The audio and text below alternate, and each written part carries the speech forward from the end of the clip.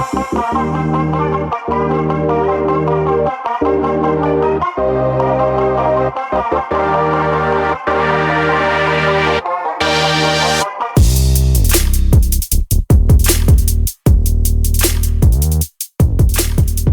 you for checking out Real Talk Personal Finance. Shit's about to get real.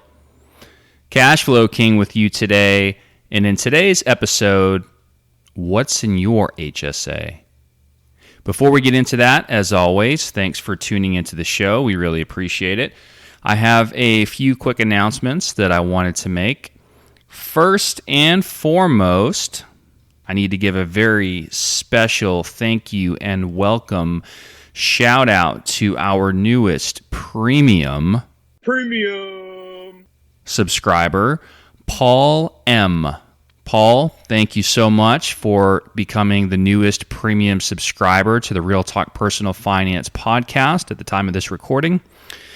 We are glad to have you on board. I did send you your welcome email just shortly before recording today's episode, so you should have received that. For some reason, if you didn't, let me know, but I did send that to your Gmail account, and thanks again for becoming premium. Next announcement, I have missed this for the past couple of shows somehow, but we jumped from 44 countries up to 50 countries, so I would like to announce and give a special shout out to our 6 newest countries listening to the Real Talk Personal Finance podcast, and they are New Zealand, South Korea, Puerto Rico, Bahamas, Poland, and Sweden. New Zealand, South Korea, Puerto Rico, Bahamas, Poland, and Sweden. Thank you very much for tuning in to the Real Talk Personal Finance show. We hope you enjoy it. Didn't forget about everybody here in the U.S. Wanted to give a couple of shout-outs there as well, as it's been a little while. First, I wanted to do the top 5 U.S. cities as of late. So the past, we'll say, handful of shows, I think it was the past 5 shows, we're showing as Chicago, Illinois, New York, Dallas, Texas, Houston, Texas, and Tampa, Florida. If we look at listeners to the show here in the U.S. of all time, we have Lakewood, New Jersey, Indianapolis, Indiana, Ashburn, Virginia, Lexington, Kentucky, and Fullerton, California. So thank you, as always, to everybody listening to the Real Talk Personal Finance podcast as we continue to grow the show. If you enjoy what we're doing here, feel free to leave us a 5-star review, share it with a friend, family member, coworker. We definitely would appreciate the listenership. All right, enough of that.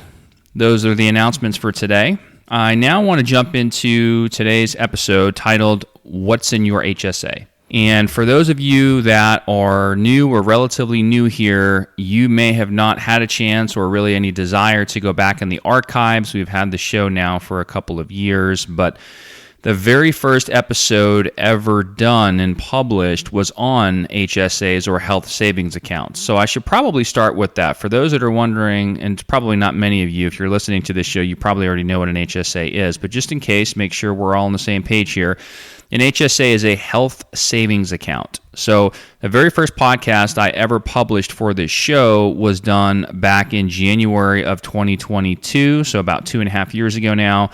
And you can feel free to go back and check that out if you want to as a refresher. We then did a Roth IRA versus HSA episode back in September of 2022 that was pretty interesting. And then finally, about a year ago in July of 2023, we did a Where's Your HSA Cash episode. But I was listening to another podcast, and they were talking about something that I thought was really interesting and that warranted further exploration and just doing a podcast about it, because it's been a little while since we've done one on my show on the HSA. So I'm going to go through 4 to 5 main parts today with regards to an HSA. I don't want to completely rehash everything that's been done in previous episodes, but there's definitely going to be some overlap in terms of what I cover. So even if you haven't listened to those other episodes, I'm going to try to include some of that information here. Obviously, as time goes on and things change and limits change, the numbers could be a little bit different, but we're going to go and just kind of do a quick recap. So the first of these sections that I wanted to talk about, and I'll spend a little bit of time on, is just HSA basics, okay? So First of all, like I said, an HSA is a health savings account. This is typically going to be an account that you can have paired with a certain type of healthcare plan. So that's typically going to be what's considered a high deductible healthcare plan. And this is defined differently. These numbers change, typically indexed for inflation every year. But in the eyes of the IRS, you're looking at a plan that has a minimum deductible, if you're single, of $1,600 in the year 2024. If you're on a family plan, that doubles to $3,200. So that is the minimum deductible that you have to have for that to be considered a high deductible plan. But also, you cannot have an out-of-pocket maximum on that plan that exceeds the following thresholds. First one is going to be for single, that's $8,050 for the year. And then for a family plan, you're looking at double that, which is $16,100. So if you're single and you have single coverage in terms of your health care, and your deductible on your plan at work is at least $1,600 or more, and your out-of-pocket maximum on that same plan does not exceed $8,050, then you would have what they would consider to be a high deductible plan, and therefore you would be eligible to open up an HSA. Similarly, if you are on the family plan, again, that minimum deductible number jumps to $3,200. So the minimum deductible for that family plan is $3,200, and that same plan cannot have an out-of-pocket maximum that exceeds $16,100. If you meet those criteria, you would also be considered to have a high deductible plan, which is eligible to be paired with an HSA.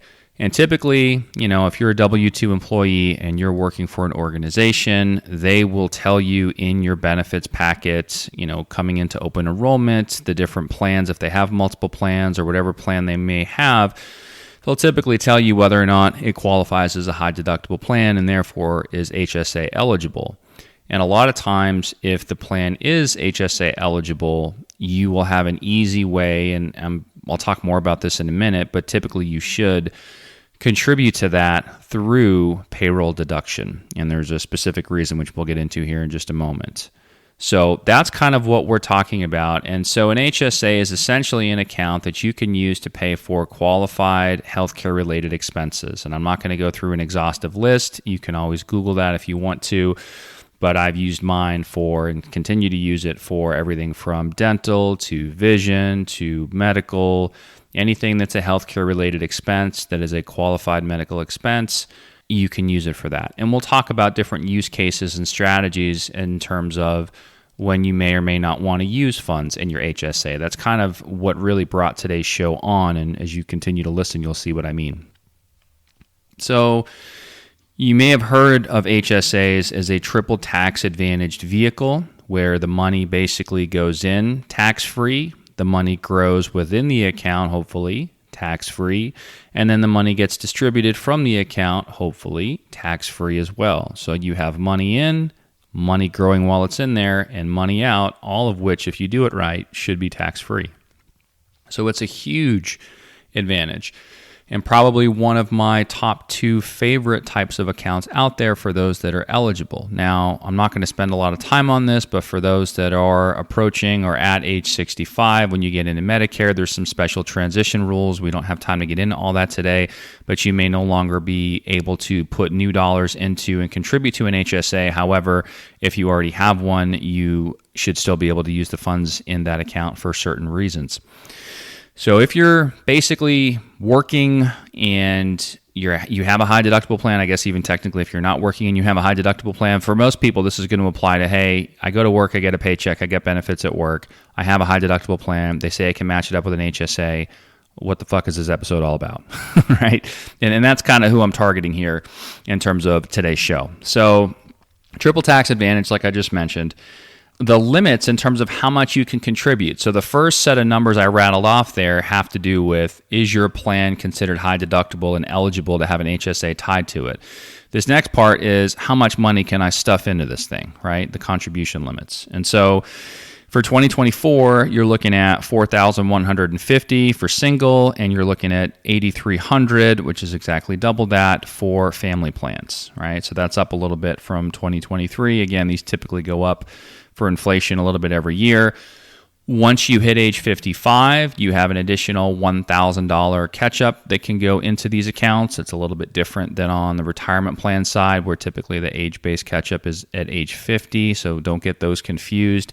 But $4,150 single, $8,300 family, $1,000 extra once you hit 55 that can go into these things. Now, that's a little bit about the HSA basics. Now, what I want to talk about, what I alluded to just a few moments ago, is the reason that you would, well, first of all, let me back up. When you put money into these, you are not being taxed at the federal level, right? You're not being taxed at the state level. And the major benefit that so many people don't realize, and I know I've said this on other shows, but it's worth repeating, is that if you are making HSA contributions, health savings account contributions through payroll deduction, through work, through your paycheck, you are not paying FICA tax on those contributions. And for those that may not be familiar, FICA is basically essentially a combination of both the Social Security portion up to the taxable wage-based limit, which is currently 6.2% for Social Security. There is currently a cap. That's typically indexed for inflation every year. Most people don't need to worry about it, but if you are a high-income earner, there will come a point where you're not paying that portion of FICA anymore. Then you also have the Medicare portion, which is 1.45% for you as the employee. There's currently no cap on that. So the 6.2 plus the 1.45 is a whopping 7.65% FICA tax or payroll tax that you do not pay on these HSA contributions if you're making these HSA contributions through payroll deduction. That is fucking huge. Most people, again, may not realize this, and I might have told this example on another show, but again, it's probably worth repeating. I talked to somebody one time who said to me, "Hey, Cashflow King, I don't really earn a lot at my job, and therefore, I'm kind of strapped as it is putting money into my 401k. I don't really have the extra money to put into this HSA thing, so I'm barely contributing to it. And instead, what I do for my medical expenses is I save money in a savings account on the side, and then when I have medical expenses, I use the money in that savings account basically to pay for it." I know what you're thinking. And I was thinking the same thing, right? You just wanted to scream, but you have to realize that this doesn't come natural to everybody. So why would I be thinking, what the fuck, as soon as I heard that? Well, the answer is because I don't think this individual, at the time anyway, realized what they were doing. So they were going to work and getting a paycheck, and money was tight as it was.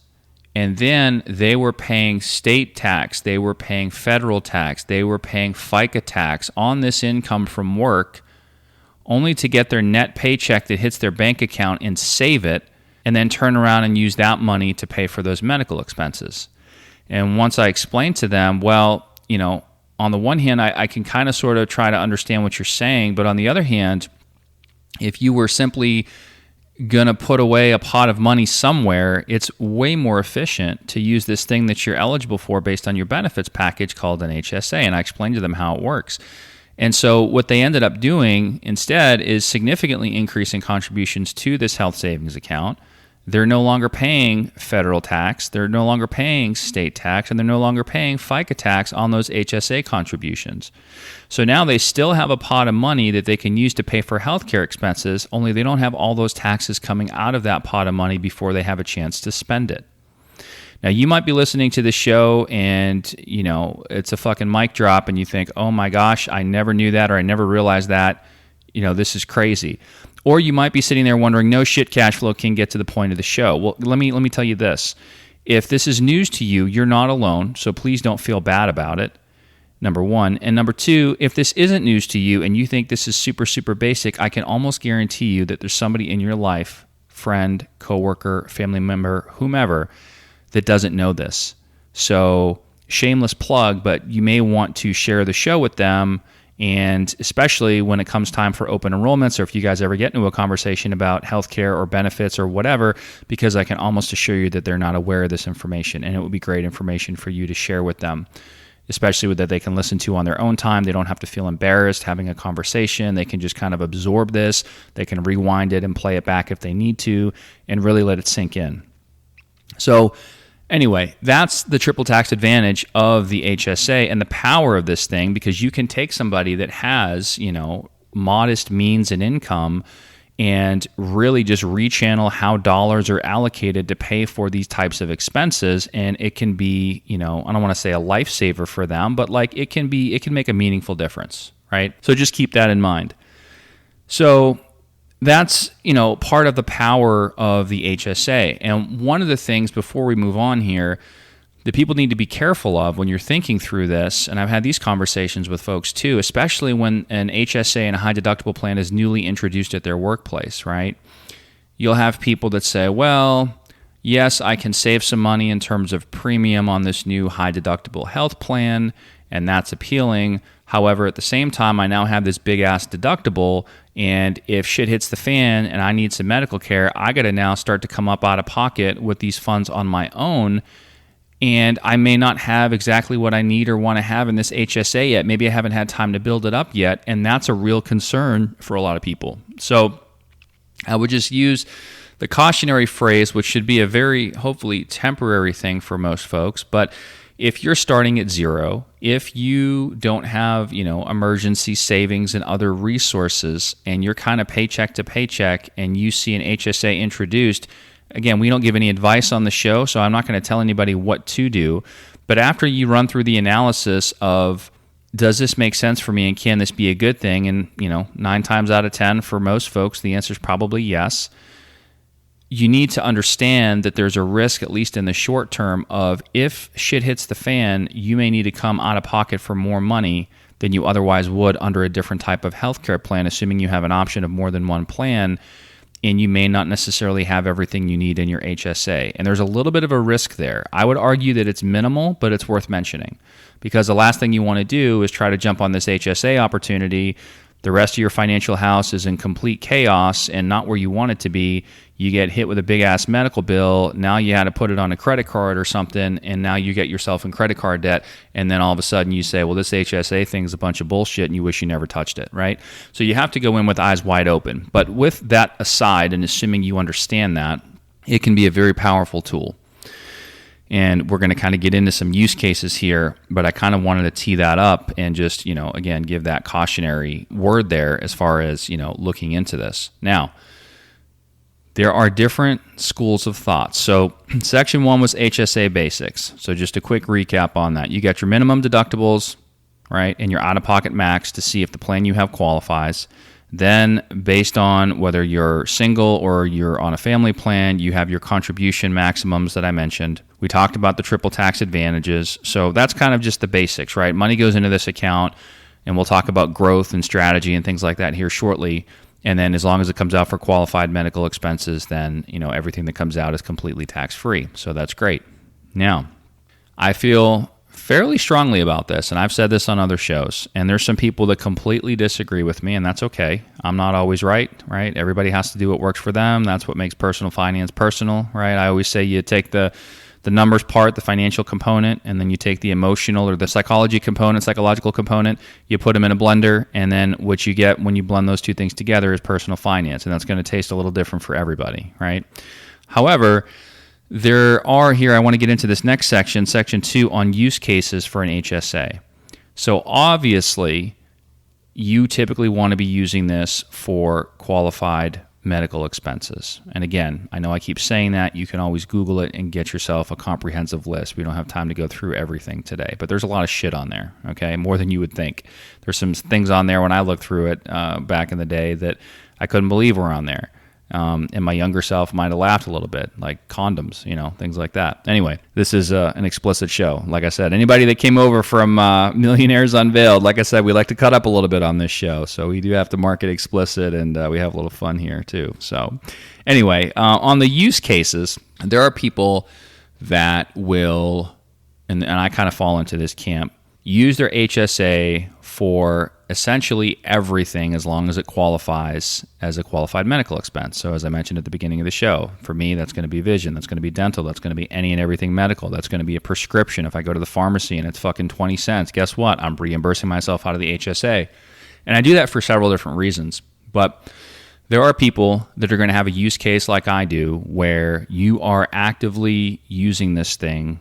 I don't want to say using it to the max, but you are using it, in my opinion, for its intended purpose, which is to pay for medical shit, right? And some people disagree with that, but just stay with me here. For those that are thinking about it that way, and I'll explain kind of my thought process behind that here shortly, as we get into the upcoming sections on, allocation and strategy, because I would make an argument, and we'll talk about this shortly, on use case determining your strategy. You're going to want to set things up inside your HSA one way, okay? And we're kind of starting to transition into the meat of today's show.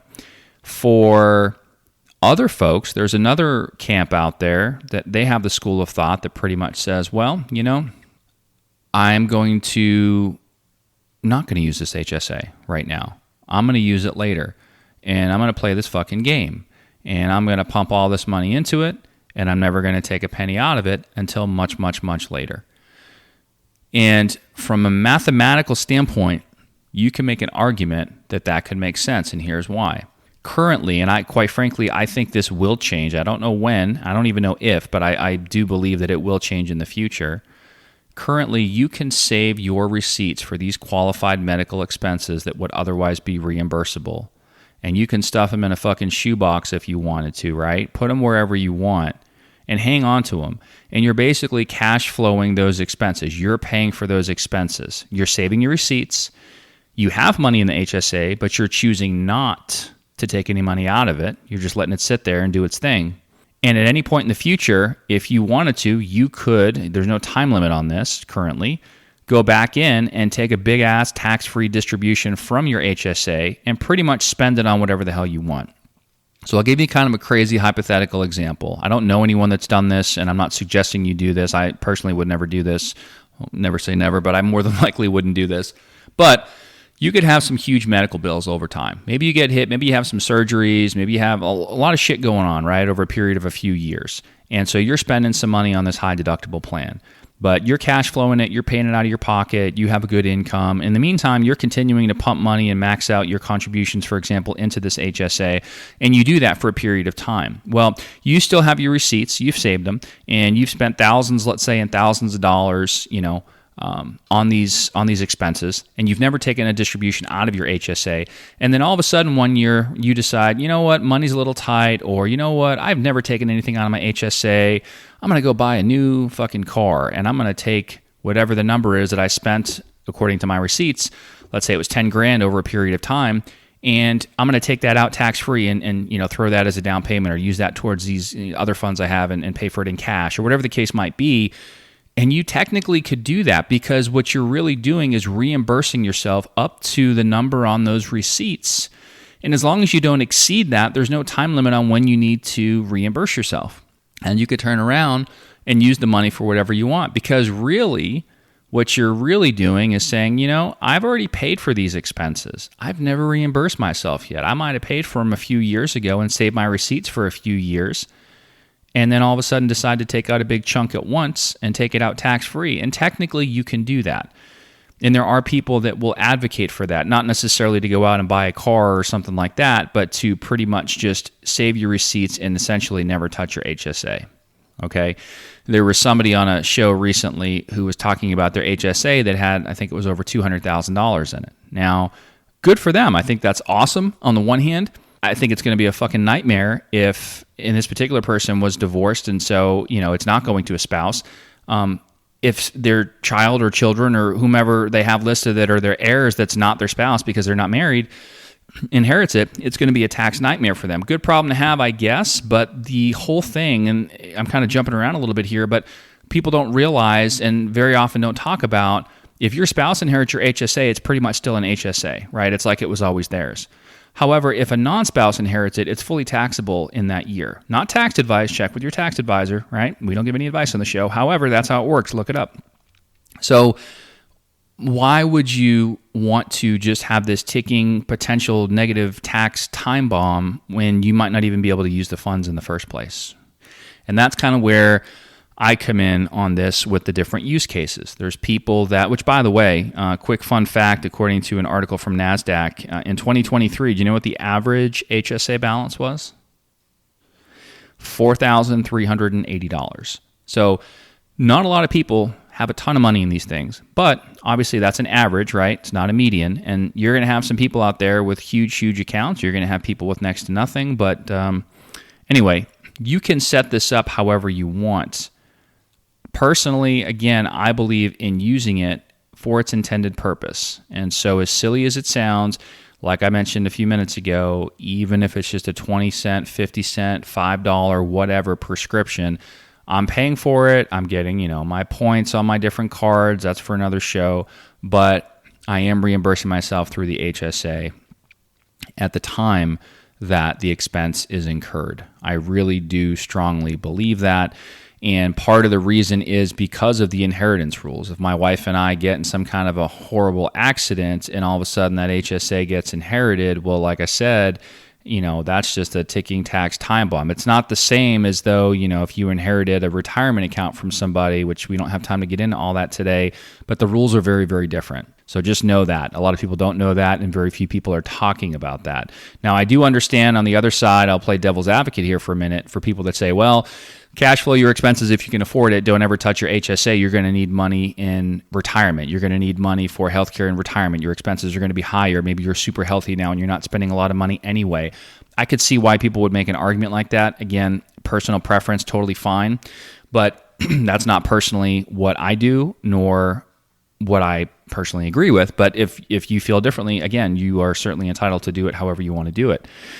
But where I wanted to spend a little time today and really dig into here is the fact that your use case for this, and I'm being overly simplistic probably and breaking this down into two extreme categories. So you got people that are like me on the one hand that say, you know what, I'm going to use it for its intended purpose and use it now. And you have other people that are maybe could still make the argument they're going to use it for its intended purpose, but they're going to gear their expenses for later, let's just say, right? They're the people that are going to stuff money in and never take a dime out until much, much later, if ever. So depending, and you might be somewhere in the middle, and that's fine. Depending on where you fall there, I would say that your use case is going to determine your strategy. And when I say strategy, what I'm referring to here are your allocations within your account.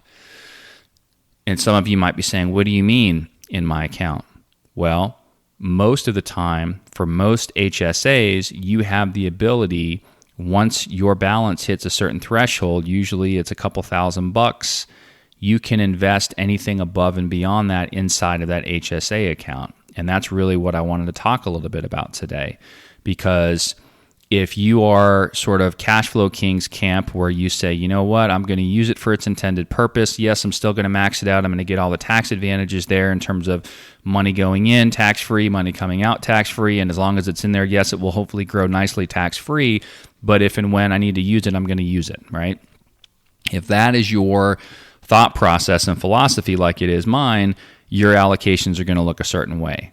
And so I did a show, as I mentioned at the beginning of today's show, back in July of 2023, so I won't go too far into this, but I said, where's your HSA cash? And for those that hold a certain balance or are forced to hold a certain balance in cash, you want to make sure you're taking a look at that. And so I'll give you a quick example of what I mean. So the way ours works is that we have to have a minimum of $2,000 in there as cash, and then anything above and beyond that, we can choose to invest it if we want to. And I'll put invest in quotes, okay?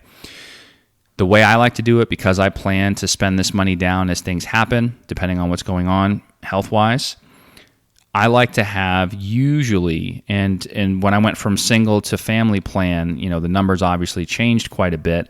But back in the day, and I was probably maybe overly conservative with this, I think I used to try to keep around maybe 3 to 4 years in cash, essentially, for out-of-pocket maximum. And now what I do is keep closer to about 2 years in cash of the out-of-pocket maximum on our plan. So I think our plan's like close to $8,000, something like that for out-of-pocket max. And our deductible, I want to say, is like, I don't know, $3,400, $3,500, something like that for family. So what I personally do, what we do, is we keep the first 2 years of out-of-pocket max in cash. Now, when I say cash, the first 2,000 has to stay in sort of that bank component of the account, and it earns a dog shit fucking interest rate. It's like 0.01%. You might as well grab your ankles, right? I mean, that's just what that's what they're giving you. However, anything above that, like I said, can be quote unquote invested. And so where this comes in, and where my allocation and strategy is going to look different probably than some other people in the other camp, which we'll get to here in a minute, is that the rest of that 2 years in cash. So I have, again, the first $2,000 is in cash, earning basically nothing. And then the rest of the money that I have allocated to cash, I'm instead going to use, at least in today's interest rate environment, a money market fund, which is yielding about 5%, give or take a little bit. Okay. So if I kept all of the cash in the bank portion, and I basically am just letting them pay me 0.01 on 2 years worth of expenses, which I did for a period of time, quite frankly, before I realized this, that would be kind of foolish. But then once I went ahead and moved it over to the investment side of the account, even though I still wanted to have it in something stable and put it in a money market type of fund, then I'm getting a much higher yield on that, but the fluctuations in that are basically negligible, if any, right? So that's what I decided to do. And then anything above and beyond that, I have allocated fairly aggressively. I have some real estate equity stuff going on in there, some just basic, marketable security type stuff, just, your basic S&P 500 type of funds in there, low cost. And that's what I'm doing as far as that goes. And then the way that I have the account set up is that, we're maxing it out, and as money comes in, it's always going to top up, right? It's always going to top up that 2,000 if it ever dips. And then anything above and beyond that is going to go into the investment side. And I have the different thresholds set so that, so much is going into the different funds. And I can periodically change that as needed. So as long as I always maintain, and if I ever want to change it, we can change it. But as long as I maintain 2 years of out-of-pocket maximum in cash/money market that actually yields a little something right now, that's fine. And anything else you can put into sort of, or at least I choose to put it in sort of high growth asset classes. And that's what works for me and would likely work for people that are using my school of thought in terms of using your HSA sooner rather than later as things come up, and not saving it and not taking money out of it. The other camp, and they touched on this other show, but I thought it was really important to paint this picture for everybody, would be people that say, like I said earlier, I'm going to cash flow my expenses. I'm going to use this in retirement. Maybe they're in their 20s or 30s and they're not going to touch the money for decades. In that case, their allocation, and again, their use case in this situation is going to determine their allocation strategy, is probably going to look very different. They're probably going to have as little as possible in cash. So using the same company setup in terms of account structure, you got to check with your HSA provider because they're all a little bit different. But they would likely have the same $2,000 in cash because they have to. But instead of putting additional funds into the money market fund on the quote-unquote investment side of things, they would likely put virtually all of their money in some type of high-growth asset classes to really try to grow the money over the decades because they're not planning on using it. And the reason I do things the way I do, the last thing you want is you see some type of major downturn or market correction where values are suppressed. I guess I could always choose to not tap into my HSA at that time, but I don't want to have to make that decision, again, based on the use case in terms of what I'm planning to use it for and what I use it for. So I want to be able to just pull from cash, and which is why I have an allocation to the money market in my case. But if you're never planning on touching this until much, much later, then you probably don't need to do that, and you're going to have more of it in high growth assets. And I think this particular individual who had the HSA that had over $200,000 in it, that was her school of thought. She's thinking, I'm cash flowing my expenses. I'm going to need, money for healthcare and retirement. I'm not going to use this right now. I'm going to grow it, keep maxing it out, but I'm going to put it in high growth assets. I don't want a large allocation to cash, basically, right? So I thought that was an important thing to point out because I would venture to guess most people have no idea what's in their HSA. And there might be providers where you can't invest it. I think the investment part is becoming more and more common. It's probably beyond the scope of today's show, but there's self-directed custodians out there where people are buying fucking cattle and real estate and all kinds of cool shit inside their HSAs. Again, not a recommendation. No, I don't do that personally, but apparently it can be done to people that have all their money in an HSA provider that simply only offers a bank account. Maybe they have some CDs or deposit type products, but they don't have anything investment related, right? And I'm sure there's a bunch of providers in the middle that have the banking component, and then they also have the investment component. And subject to their particular rules, you can use them, each of them, as you see fit, how you see fit. So the takeaway from today's episode, if nothing else, number one, hopefully it was a quick refresher or possibly an introduction to health savings accounts. And again, if you want something super, super deep, you can go back to the first show in January of 2022. I think I spent a lot more time on the basics of them. So, that would be number one. Number two, thinking about your plan, assuming you're using an HSA, otherwise you probably still wouldn't be listening to this show. Thinking about your plan in terms of the use case. Is it something you're planning to use often and as things come up, or is it something you're planning to use less often or decades from now? And based on how you think about that and your opinions about that, that should drive your allocation strategy, which ultimately should drive your investment decisions and tactics. The structure of your portfolio, assuming you're investing a portion of your HSA, should coincide with your intended use of the account. And I don't think that's necessarily news to anybody, but I think it's something that a lot of us don't think about. As I mentioned, there was a period of time where I personally wasn't really thinking about it, or at least getting a better yield on my cash anyway. I guess I was thinking about it holistically. But it's a good way to just do a quick gut check and say, hey, do I have an HSA? And if I do, what the fuck is in that thing, right? What is my plan to use this? How much cash do I have sitting there? Is my cash earning nothing? Is my cash in a money market that's yielding something in today's environment? Do I have the option to invest these funds? Have I been contributing for 5 or 10 years and I don't ever plan to use this thing for the next 20, but all my money's sitting in cash, and even 5% really isn't lighting the world on fire?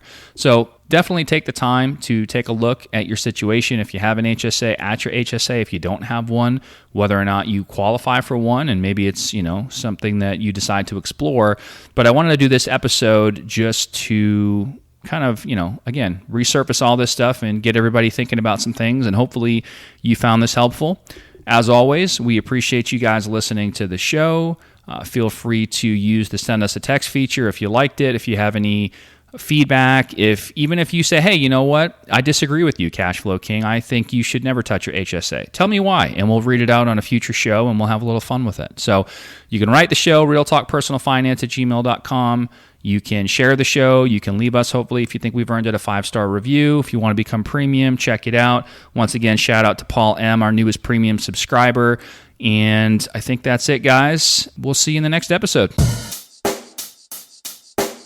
Check the mic and make sure it sound right, boys.